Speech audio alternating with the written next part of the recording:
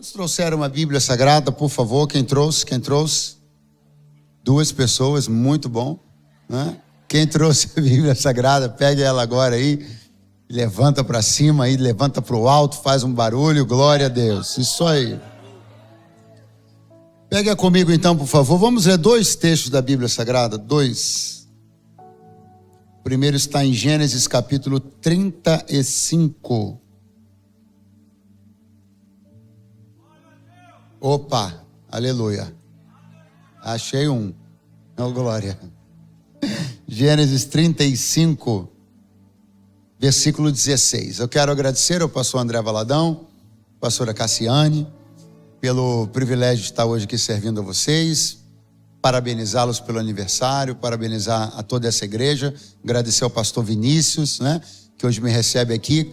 Mencionando o pastor Vinícius, eu quero agradecer a todos os outros pastores auxiliares, todos os voluntários, toda a galera que está envolvida no trabalho do Senhor e que já me recebeu com carinho aqui. Obrigado, Deus seja louvado. Capítulo 35, versículo 16, livro do Gênesis, diz: partiram de Betel, e havendo ainda um pequeno espaço de terra para chegar a Efrata, teve um filho Raquel, e teve trabalho em seu parto.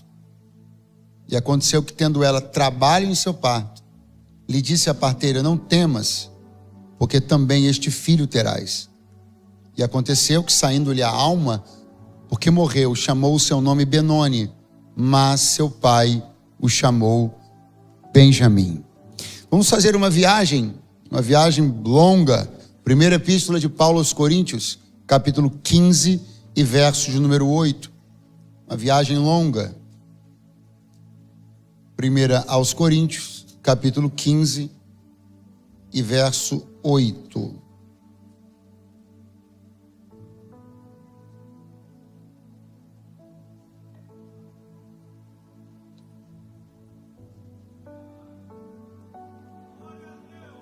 Está escrito assim: e por último de todos, me apareceu também a mim, como a um nascido fora do tempo. Em outras versões, como a um abortivo. Eu vou ler de novo, mudando esse finalzinho para como está em muitas das versões que estão nas nossas mãos.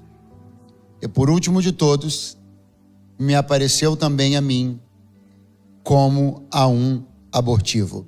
Quantos dizem amém? Quantos dizem graças a Deus? Se puder abrir um pouquinho o monitor para mim mais. Ele deve estar em algum lugar aqui, eu acho, né? Ou não? Ah, tá os sites. Ok, se puder abrir um pouquinho mais, eu vou... Ah, tá bem aqui. Ou não? É uma visão, não sei. Ele tá por aí. Tá, se eu tô ouvindo, ele tá. Achei, pronto, glória a Deus. Bom, nós lemos 2 versículos da Bíblia, e como eu disse, eles estão distantes séculos e muitas páginas, mas eles não estão longe um do outro no que diz respeito ao sentido, à razão, ao caminho proféticos que eles têm. Na verdade, eles estão muito próximos. Eles são vizinhos proféticos. Os 2 textos falam de 2 nascimentos. O primeiro texto é o relato do nascimento natural, do nascimento biológico de um menino chamado Benjamim. Qual é o nome do menino? Qual é o nome do menino? O segundo texto que lemos também é o relato de um nascimento, mas não de um nascimento natural ou biológico, mas de um nascimento espiritual, apostólico. E se no primeiro texto falávamos do nascimento do menino Benjamim, no segundo texto falamos do nascimento apostólico de um homem chamado Paulo. Qual é o nome dele? Qual é o nome dele? Ok. A primeira ponte, o primeiro fio de ligação que existe entre esses 2 textos e entre estas 2 pessoas, Benjamim e Paulo, é familiar. Lembrando a uns, informando a outros, o povo de Deus é composto por 12 tribos. Essas 12 tribos são oriundas dos 12 filhos de Jacó. Dentre esses filhos de Jacó, está esse menino que nós lemos sobre ele aqui. O nome dele é Benjamim. Significa, portanto, que a partir dele originou-se uma das 12 tribos de Israel, a tribo de Benjamim. E por que essa ligação é uma ligação familiar? Porque esse homem que você e eu conhecemos bem, já ouvimos tanto sobre ele, o apóstolo Paulo, ele mesmo disse uma vez: eu sou benjamita. Então o apóstolo Paulo, ele pertence à tribo de Benjamim. Então nós estamos acompanhando no primeiro versículo, no primeiro texto que lemos, o nascimento do homem que é o cabeça da tribo que pertence a esse apóstolo Paulo, que lemos sobre ele lá na frente, na carta que ele escreveu, a primeira carta que ele escreveu à igreja de Corinto. Então esse é o fio que liga esses dois tempos, esses dois personagens e essas duas histórias bíblicas. Lembrando a você que o primeiro relato que lemos é de um nascimento biológico. E o segundo relato que lemos é do nascimento espiritual. Não é muito diferente comigo e com você, afinal, nós também temos dois grandes nascimentos para contar. Duas grandes histórias de nascimento para contar. A primeira, o biológico. A segunda, o dia que nascemos da água e do Espírito de Deus. Esse personagem bíblico, Benjamim, como ele disse, é filho de Jacó com sua esposa Raquel. E se você percebeu, ou já leu, ou já se informou em algum momento, ele é o segundo filho de Raquel.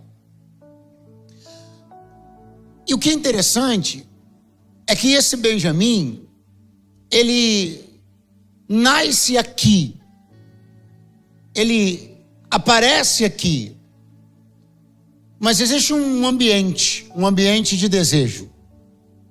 Na verdade, esse assunto, o ambiente de desejo, tem muito a ver com a própria tribo de Benjamim. Só para lhe dar um exemplo. Existe um rei na Bíblia chamado Saul, o primeiro rei de Israel. Quem já ouviu falar dele? O nome Saul significa pedido foi a Deus. Ambiente de desejo.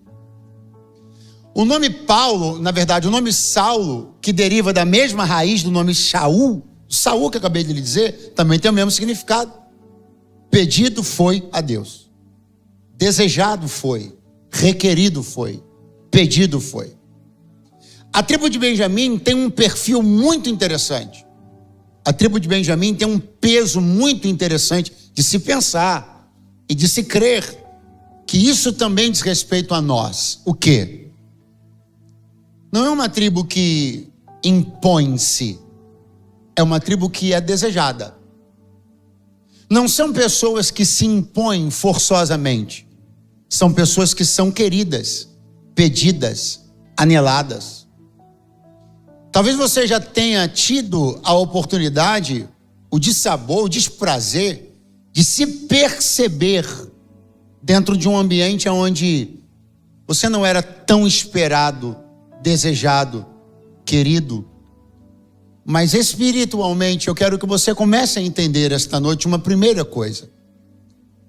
Quando Deus planta algo dentro de nós, se tem uma coisa que muda, é que ambientes de desejo começam a ser gerados ao nosso respeito.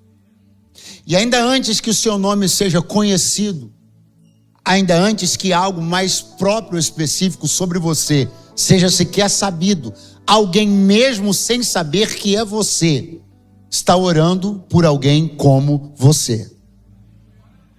Raquel, a mãe de Benjamim, ela teve antes um outro filho chamado José. Qual é o nome dele? Aquele do Egito, aquele governador. Quando ela coloca o nome nesse seu primeiro filho José, ela está expressando algo. O nome José significa Deus me acrescente um outro filho. Então perceba que esse outro filho que Raquel queria é Benjamim. Esse outro filho que Raquel desejava é esse menino que lemos sobre ele.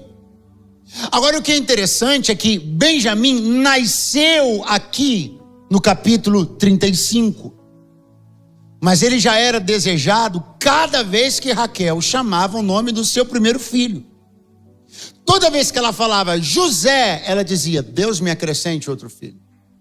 Toda vez que ela abria a janela, olhava José brincando no quintal, ia simplesmente chamá-lo para comer. E ela dizia: José, vem comer. Quando ela dizia José, ela gritava no mundo espiritual: Deus me acrescente logo outro filho. Ele não tinha nome, ele ainda não tinha sexo, ele não tinha cor, ele não tinha cor de olhos, ele não tinha nada, mas já havia um ambiente de desejo sendo gerado a respeito dele. Quando ele chegou, ele não chegou como um intruso. Quando ele chegou, ele não chegou para se impor. Quando ele chegou, ele só chegou para se conectar a um ambiente que já estava desejando por ele.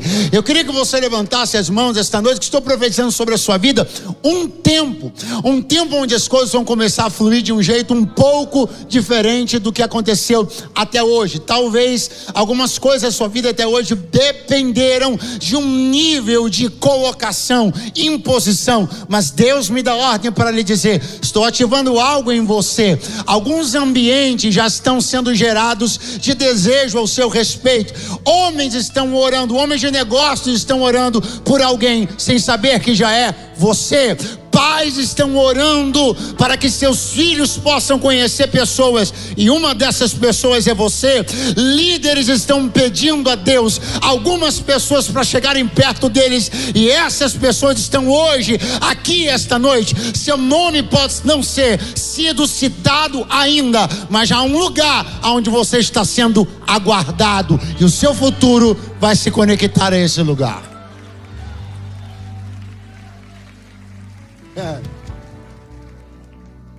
Você leu comigo, e a história diz que no nascimento de Benjamim, o dia do nascimento de Benjamim, também foi o dia da morte de sua mãe. Dramático. O que foi que eu falei? O nascimento biológico, natural de Benjamim é dramático. Agora vamos pular de novo. A gente vai ficar fazendo esse salto aqui, ok? Já estou avisando. Vamos dar um salto lá. Veja o que o apóstolo Paulo falou sobre o seu nascimento apostólico. Ele disse: por último de todos, me apareceu também a mim como a um abortivo. Dramático. Existe uma carga, existe um tom, existe um teor inegável. Um teor de drama, de complexidade, de dificuldade.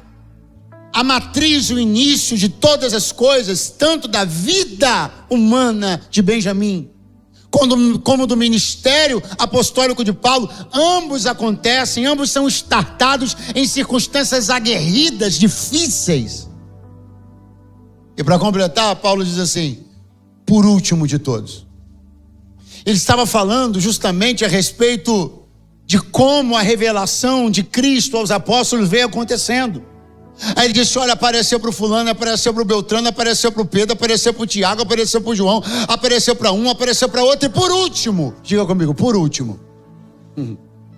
É porque Paulo era muito modesto, senão ele diria: por último, porém não menos importante, apareceu também a mim. Por último. Sabe o que é interessante? Benjamim não é o primeiro, nem o segundo, nem o terceiro, nem o quarto, nem o quinto, nem o sexto, nem o décimo, nem o 11º. Ele é o 12º filho de Jacó. Benjamim é o último filho de Jacó. Ele é e Paulo é o último dos erguidos como apóstolo. Se nós fôssemos falar de linha de chegada, parece que estaríamos falando de perdedores. Se isso fosse uma corrida, nós estaríamos falando de 2 perdedores. Benjamim, um perdedor porque é o caçula, o último a nascer. Paulo, um apóstolo perdedor porque foi o último a quem Jesus se revelou. Mas eu acho que você já tem ideia que nós não estamos falando de perdedores. Nós estamos falando de 2 gigantes. Nós estamos falando de Benjamim. Pastor, mas ele é o último. Mas a tribo dele junto com a tribo de Judá foram as únicas duas que conseguiram permanecer até o fim, mantendo a integridade do sangue de Abraão nas veias. Pastor, mas Paulo foi o último apóstolo? Mas você sabe que uma boa parte da Bíblia que está nas suas mãos foi escrita pela pena desse homem. Então escute, talvez você está lamentando o tempo que você perdeu, talvez você está lamentando que deveria ou gostaria de ter estado aqui desde o primeiro ano de Lagoinha, Orlando. Talvez você está lamentando canções que você não cantou, eventos que você não participou, viradões que você não estava aqui. Mas eu tenho uma notícia para te dar: não é quando se chega, é até onde se permanece. Por favor, pegue a mão de alguém que está do seu lado e diga: você não está atrasado. Muito fraco, diga: você não está atrasado. Se Paulo não estava atrasado, você não está atrasado. Não é a hora que você chega, é o nível da revelação que lhe é dada. Não é a hora que você chega, é o nível do céu aberto sobre a sua cabeça. Você não está atrasado. Aleluia.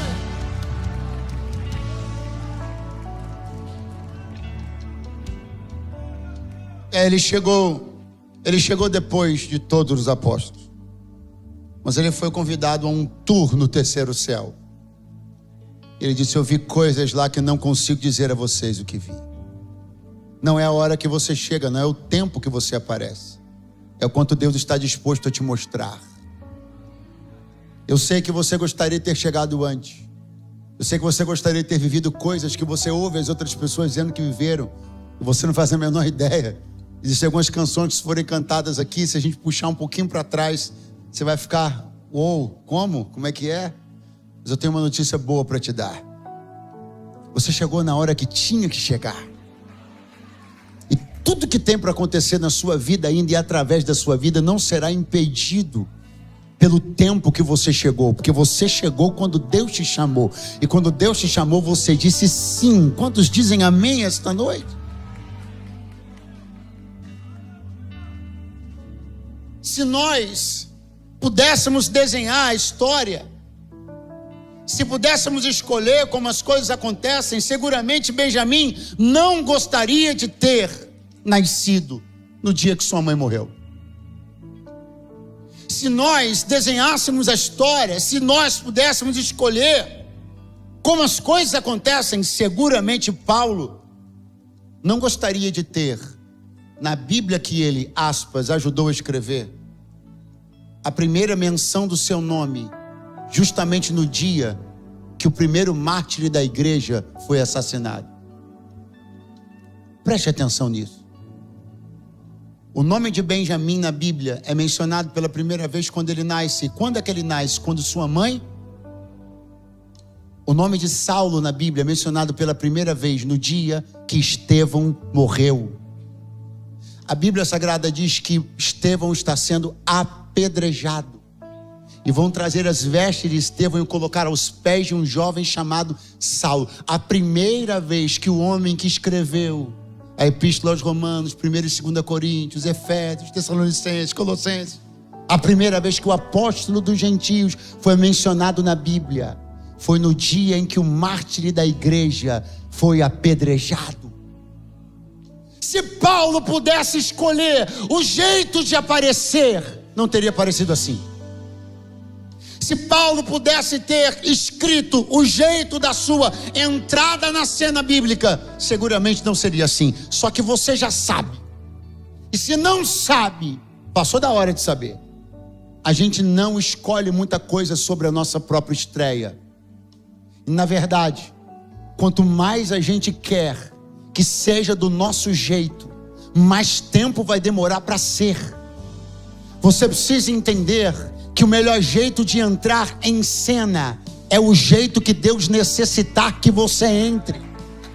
Você não precisa esperar um conjunto de situações favoráveis. Se for para entrar em cena, no pior contexto do negócio de alguém, entre lá e resolva. Porque José também entrou na cena do Egito, na maior crise do mundo. Então escute, Deus está precisando de gente que não queira aparecer só quando a coisa está indo bem, mas Deus está procurando solucionadores de problemas.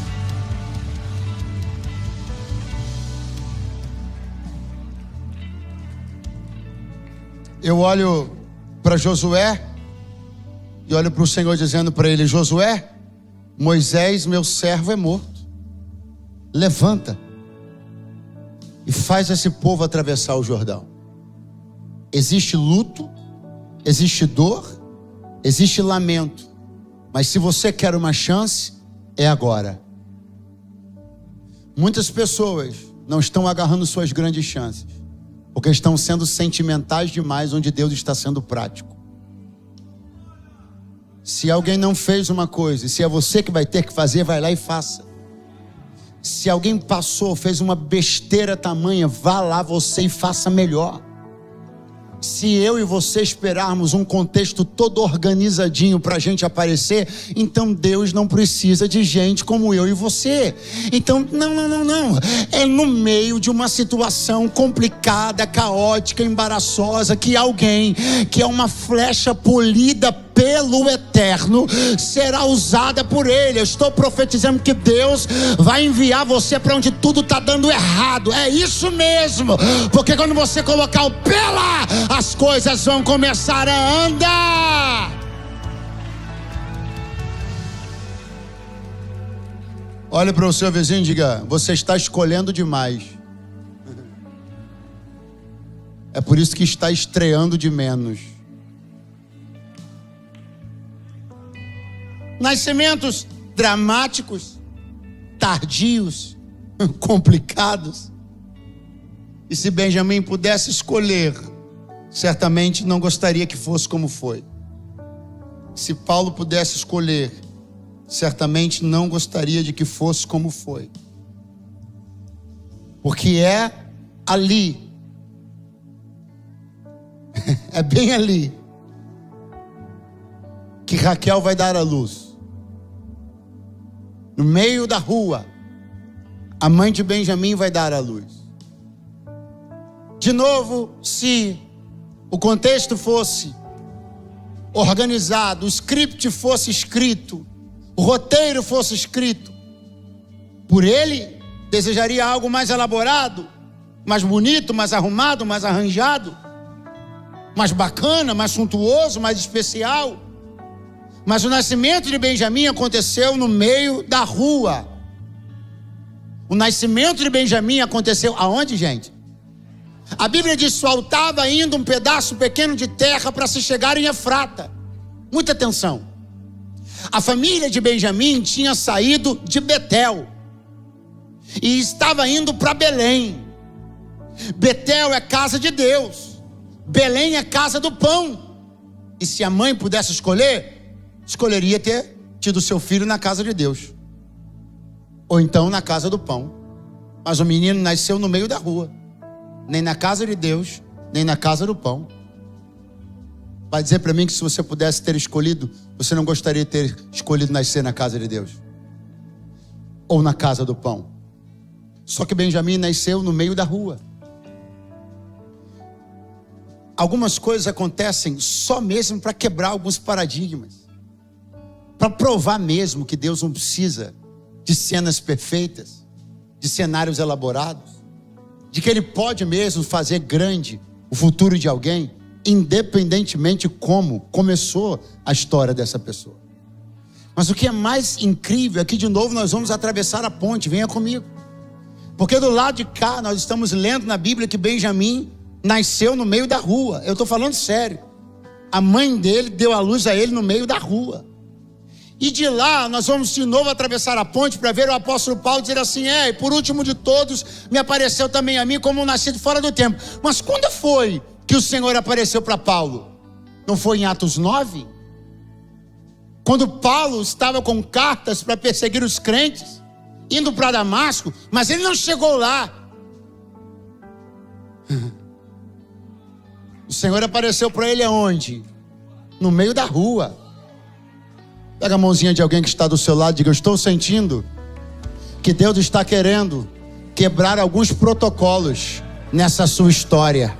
Estou sentindo que algumas coisas vão ser sem cerimônia, elas vão ser no meio da rua. Deus vai começar a pegar gente no meio da rua. Deus vai começar a levantar gente no meio da rua. Deus vai começar a usar gente no meio da rua. Eu quero glorificar a Deus porque talvez você esteja querendo o púlpito, mas Deus me trouxe para dizer: estou querendo usar gente no meio da rua dessa cidade. Estou querendo tomar essa cidade com uma onda de milagres. E os milagres vão acontecer no meio da rua. No meio da rua. No meio da rua. No meio da rua. A revolução do Evangelho acontece não é só aqui, mas é no meio da rua. No meio da rua Deus aparece pra gente. No meio da rua Deus rasga os céus. Eu não sei se alguém aqui acredita no que eu estou dizendo, mas comece a se preparar, porque você vai parar o seu carro num sinal vermelho e vai olhar para o lado e vai ver um crente cheio do Espírito Santo, tomado pela glória de Deus, lá no outro carro. Eu estou profetizando que algumas coisas muito estranhas, mas muito bíblicas, vão começar a acontecer nas ruas desta cidade.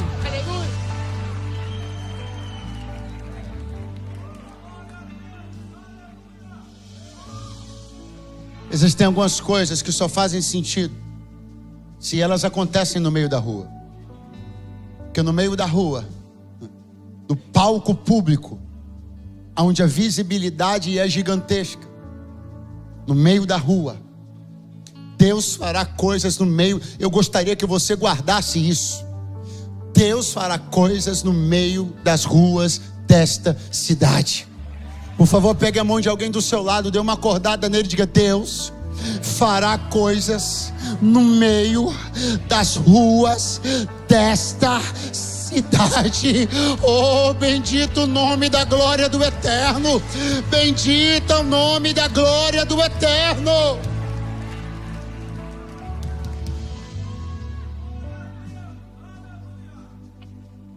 E faltando ainda um pequeno espaço de terra para chegar em Efrata, deu à luz Raquel.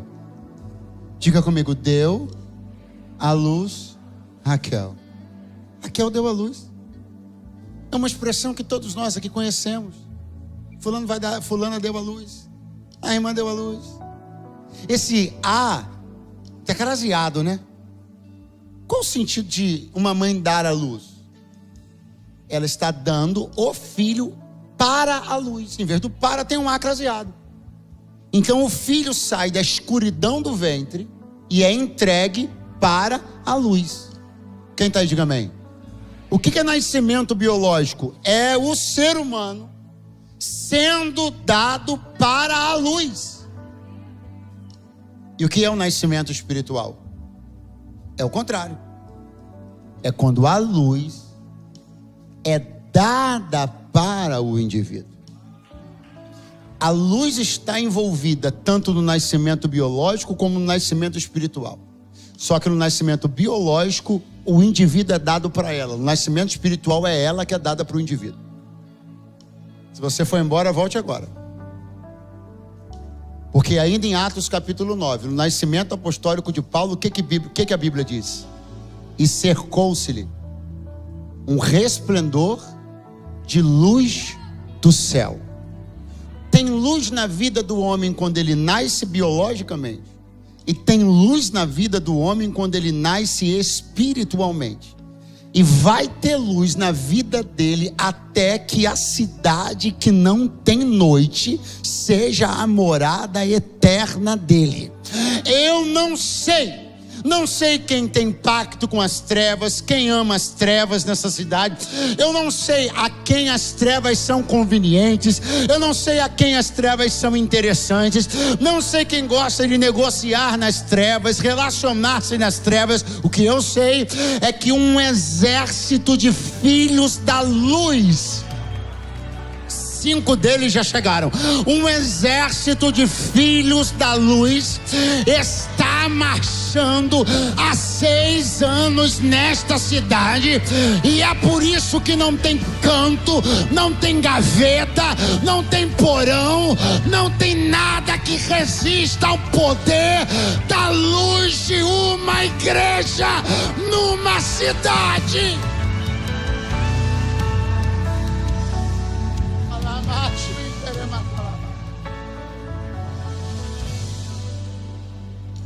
e cercou-se-lhe o resplendor de luz do céu. E Raquel deu à luz Benjamim. E quando a alma estava saindo do seu corpo, uma forma poética de dizer que ela estava morrendo, ela, no último suspiro, abre a boca e fala: o nome do menino vai ser Benoni. Diga comigo, último suspiro. Muito fraco, diga último suspiro. O último suspiro é o momento onde alguém percebe que não há futuro para si.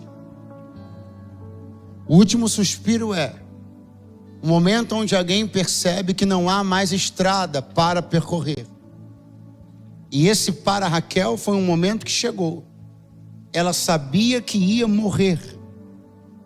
E num último ato, ela deseja dar ao seu filho o nome de filho da minha dor. Mas Jacó, o seu pai, tinha uma experiência real, prática e pessoal com essa coisa envolvendo o nome.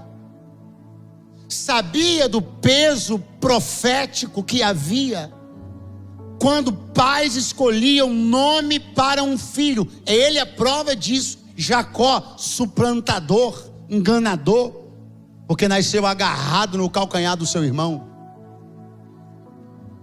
Então ele vai fazer uma intervenção. E por que ele vai fazer uma intervenção? Porque Raquel está no seu último suspiro, e sem perspectivas para si, sem enxergar futuro para si, sem enxergar um caminho para si, ela transporta tudo isso para Benjamim. Eu tenho medo de pessoas que não enxergam futuro para si, caminho para si, alternativas para si, e em nome de todo esse dissabor que elas têm sobre si próprias, elas vão por aí tentando impor isso sobre outras pessoas também. Só que Jacó disse não. Não. A intervenção de Jacó é a intervenção de alguém que não vai deixar que a amargura de Raquel seja impressa no menino que nada tem a ver com isso. A intervenção de Jacó é a intervenção de alguém que não vai deixar que alguém que não tem perspectivas sobre si imprima a mesma coisa sobre alguém que nada tem a ver com isso. Eu quero dizer a você que estão havendo algumas intervenções da parte do Senhor esta noite aqui. Ele me trouxe para dizer, algumas pessoas, em função do que elas estão enxergando de tão pequeno, de tão miserável sobre si próprias, elas querem espalhar isso, imputar isso sobre outras pessoas. E tinha algumas coisas que estavam quase respingando em você. Gente que não tinha mais perspectiva sobre o seu próprio futuro e queria respingar isso em você. Gente que já não estava conseguindo mais olhar com bons olhos a vida e estava querendo respingar isso em você. Mas o Senhor está abrindo um guarda-chuva,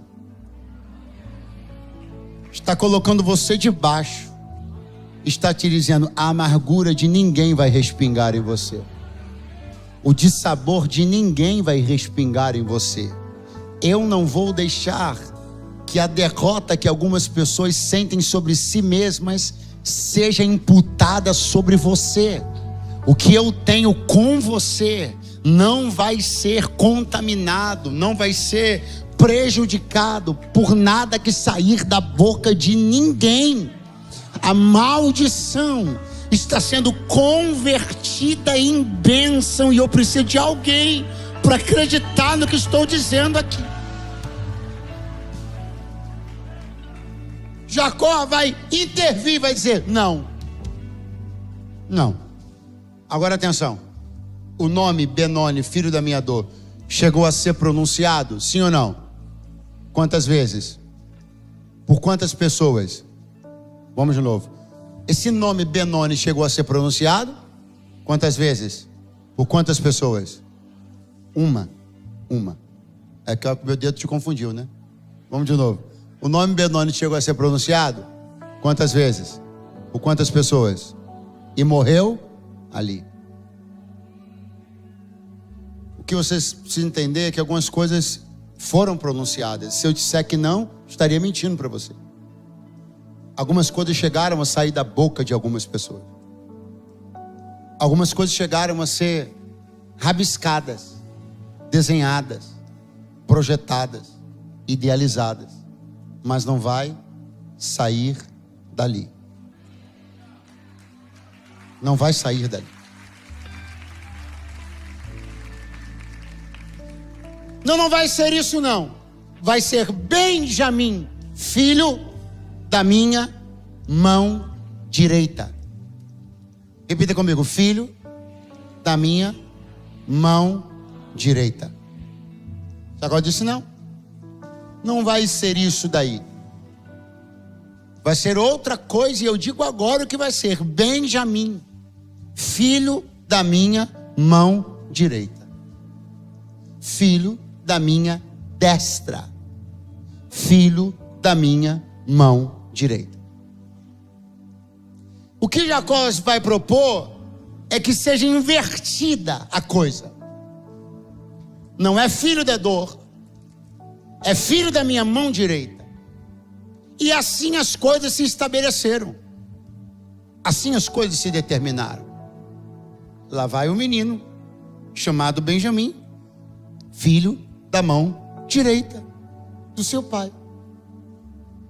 Mas uma coisa vai acontecer na vida de Benjamim, não só dele, mas uma coisa vai acontecer no grupo de pessoas, nas famílias, nos clãs, na tribo que é oriunda, derivada dele.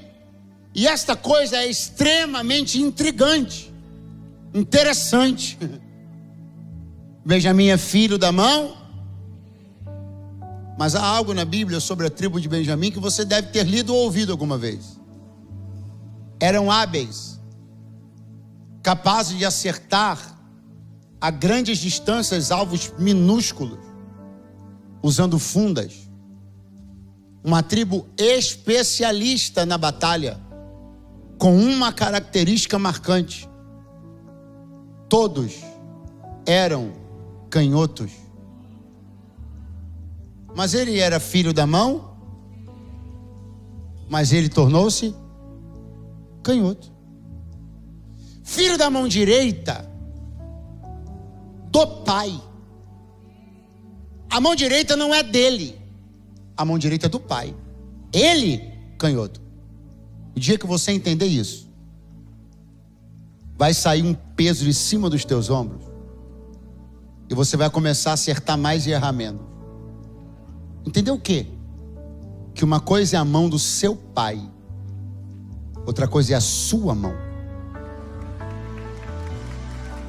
Uma coisa é o que o seu pai faz, uma outra coisa é o que você vai fazer. Uma coisa é aquilo que seu pai é bom, uma outra é aquilo no que você será bom.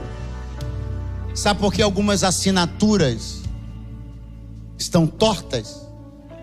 Que algumas pessoas têm insistido em assinar com a mão errada. Destros assinando com a mão esquerda, canhotos assinando com a mão direita. Sabe por que você tem errado alguns alvos? Porque você tem girado a funda com a mão que não é boa, só para agradar seu pai. Porque você tem girado a funda com a mão que não é boa, só para agradar a sua família. Porque você tem girado a funda com a mão que não é boa, só para agradar a sociedade. E quanto mais você se esforçar para reproduzir uma história anterior à sua, menos alvos você vai acertar. Mas quando você for íntegro com aquilo que Deus repousou sobre você, e depositar mais expectativas em agradar a Deus, do que aos homens, você vai começar a acertar alvos impossíveis.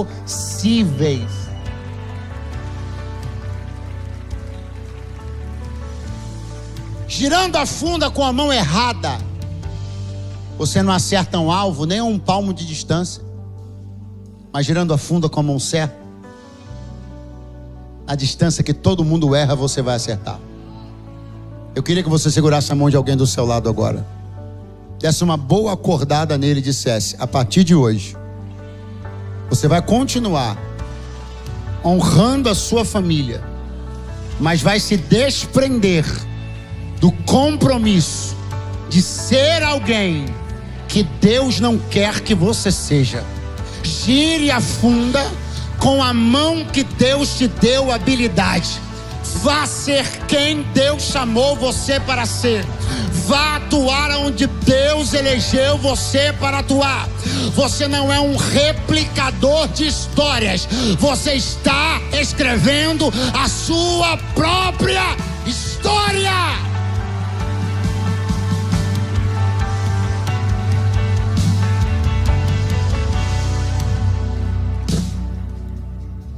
Alguns alvos muito fáceis que você vinha errando, mesmo sendo alvos tão fáceis.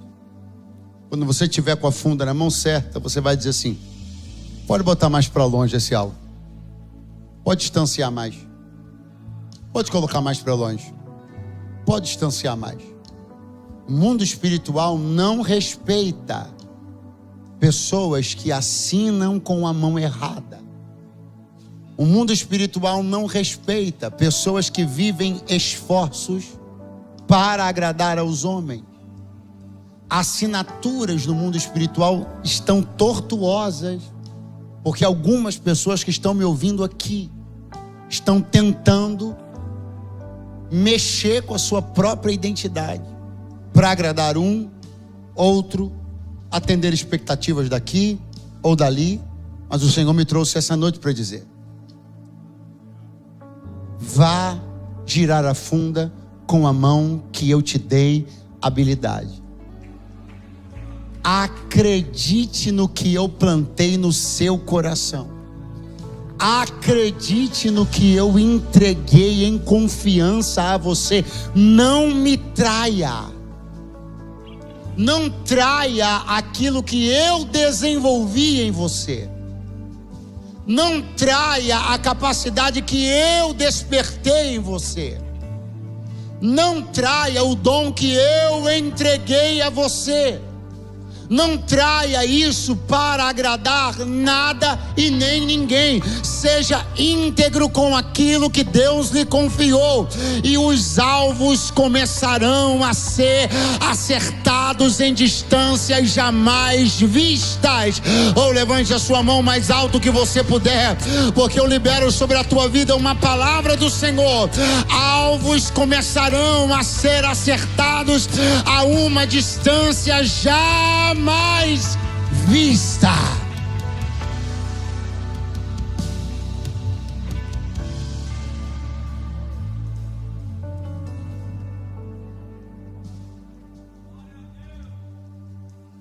Tirando a funda com a mão certa, Benjamim e seus guerreiros vão acertar distâncias inimagináveis com uma precisão inimaginável, e vão ajudar Israel a vencer as mais árduas batalhas. Benjamim, o último dos filhos, a ponta da lança. Benjamim, o que chegou por último, em circunstâncias dramáticas. Benjamim, o nascido no meio da rua. Benjamim, o que não nasceu nem na casa de Deus, nem na casa do pão. Benjamim, aquele cuja história começou de um jeito tão difícil, vai ajudar Israel a vencer as suas mais árduas batalhas. Você nem fazia ideia do quanto alguém aparentemente tão improvável quanto você, protagonizaria vitórias tão extraordinárias. E não é só sobre você. Na verdade, é muito pouco sobre você e muito mais sobre o teu povo. Eu quero concluir esta mensagem dizendo a você uma coisa: que Deus entregar a você não é sobre você, é sobre o seu povo. Pegue o que você tem de melhor e sirva ao seu povo. Pegue o que Deus generosamente confiou a você nessa nação e ponha a serviço do seu povo. Pegue o talento que você tem e sirva o seu povo. Deus não está procurando homens que giram suas fundas apenas para acertar os seus alvos particulares. Deus está procurando uma tribo que guerreie em nome do seu povo.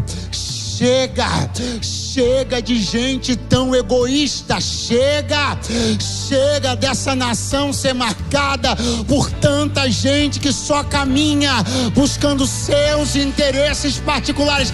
A igreja vai provar que neste país também é possível gente que não brigue só por si, mas gente que lute por Deus e pelo seu povo.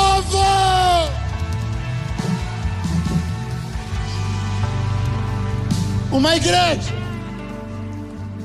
igreja muda a cara de uma nação. Uma igreja muda a cara de uma cidade. Uma igreja muda a forma como uma nação é conhecida. Quando a sociedade começar a enxergar gente que não está apenas buscando seus interesses particulares, eles vão começar a se perguntar: quem são essas pessoas? Quem são essas pessoas? Quem são essas pessoas que abrem mão de um trabalho a mais para estar num culto num dia de semana? Quem são essas pessoas? Quem são essas pessoas que carregam um crachá escrito voluntário na terra onde ninguém quer se voluntariar para nada, se não for em troca de dólares? Quem são estas pessoas? Quem são estas pessoas que acertam alvos em nome de um Deus? Quem são estas pessoas que chegam antes de outras para servi-las e saem depois delas sem receber nada? Quem são estas pessoas? Quem são? Quem são? Algumas já estão de pé. Quem são? Quem são? Quem são? Quem são? Quem são estas pessoas?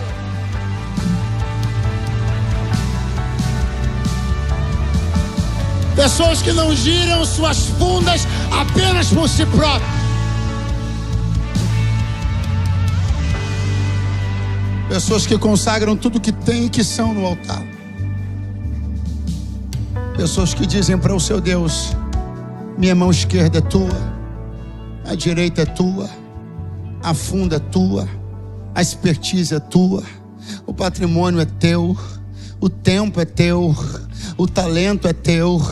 Eu não estou lutando apenas por mim e pela minha casa, eu estou lutando pelo meu povo. Vamos de novo. Eu não luto apenas por mim e pela minha casa, eu estou lutando pelo meu. Isso é uma loucura, isso não entra na cabeça das pessoas nessa sociedade, mas elas vão começar a se acostumar com uma nova e poderosa realidade dentro desta cidade. Gente que luta pelo seu povo, gente que defende seu povo, gente que faz guerra pelo seu povo, gente que luta as lutas do seu povo, gente que é despertado pelos interesses do seu povo, gente que se soma aos interesses do seu povo, gente que estende a mão e tem misericórdia pelo seu povo. Esse tipo de gente rara na terra vai ser achada com facilidade quando procurada no meio do povo de Deus.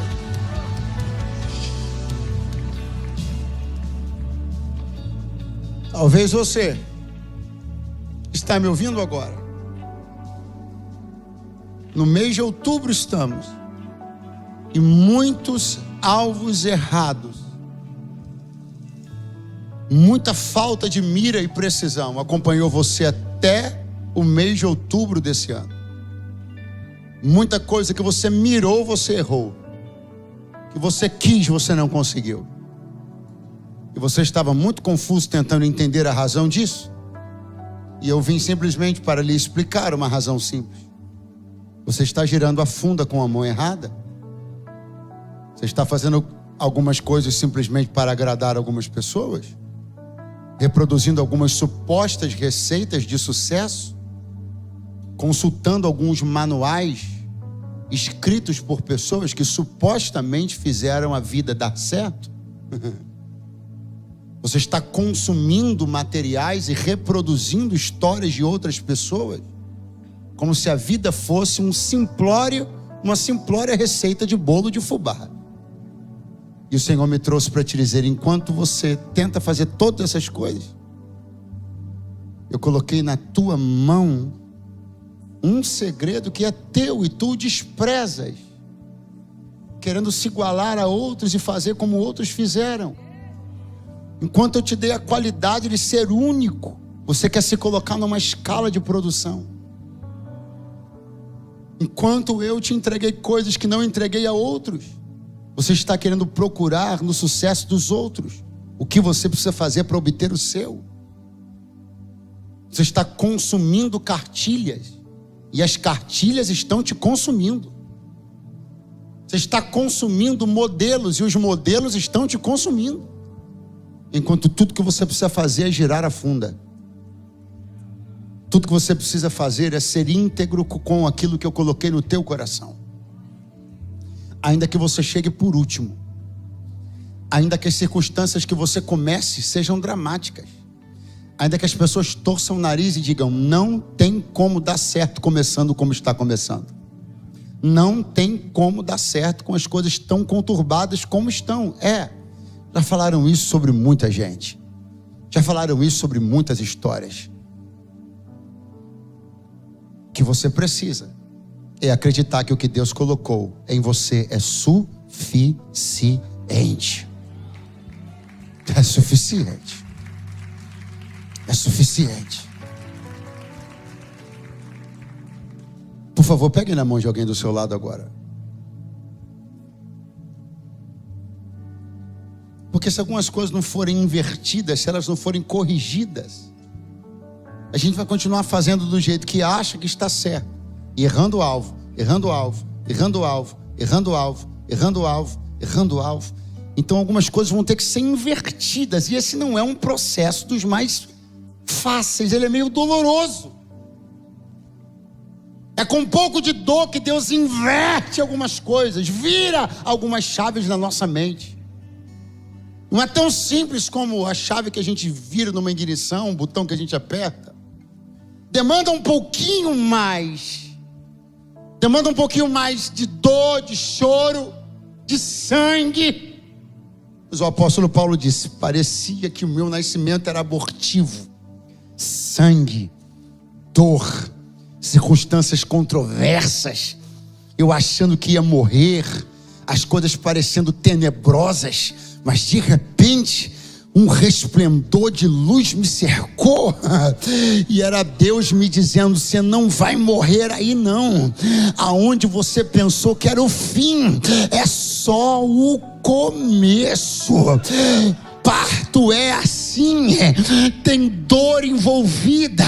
Algumas dores que você está sentindo, ouça-me, algumas dores que você está sentindo são dores de parto. Deus me trouxe para dizer: você tem chorado sem entender porquê. Vamos lá, banda, sem entender porquê, mas eu vim te dizer: estas dores são dores de parto. Você está gemendo porque eu estou gerando dentro de você algo que vai mudar a história da tua casa, que vai mudar a história da tua vida. Então levante a cabeça, seca o suor, enxuga as lágrimas, porque não é dor por dor, é dor de parto.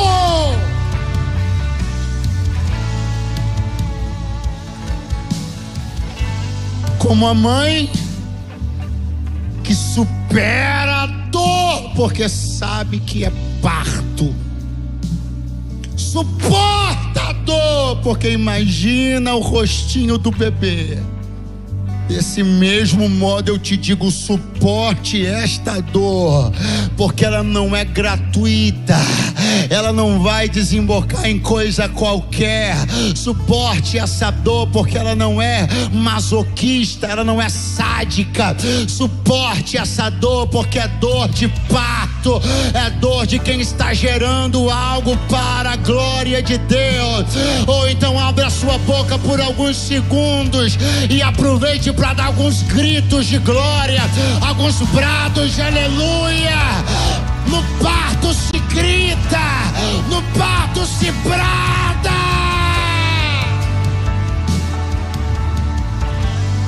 Maraio.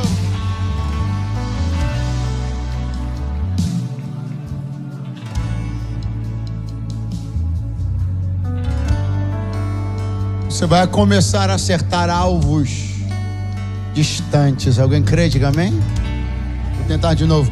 Você vai começar a acertar alguns alvos que estavam muito distantes. Por você, pela tua casa e pelo teu povo. Por você, pela tua casa e pelo teu povo. Por você, pela tua casa e pelo teu povo. Um espírito de unidade. Por você, pela tua casa e pelo teu povo. Senso congregacional. Por você, pela tua casa e pelo teu povo. Espírito de pertencimento. Por você, pela tua casa e pelo teu povo. Quem é do povo de Deus, levante a mão e diga glória. Quem luta pelo povo de Deus, levanta a mão e diga aleluia. Paulo disse: eu de boa vontade me gastarei e me deixarei gastar pelo Senhor e pelo seu povo. Pelo Senhor e pelo seu povo.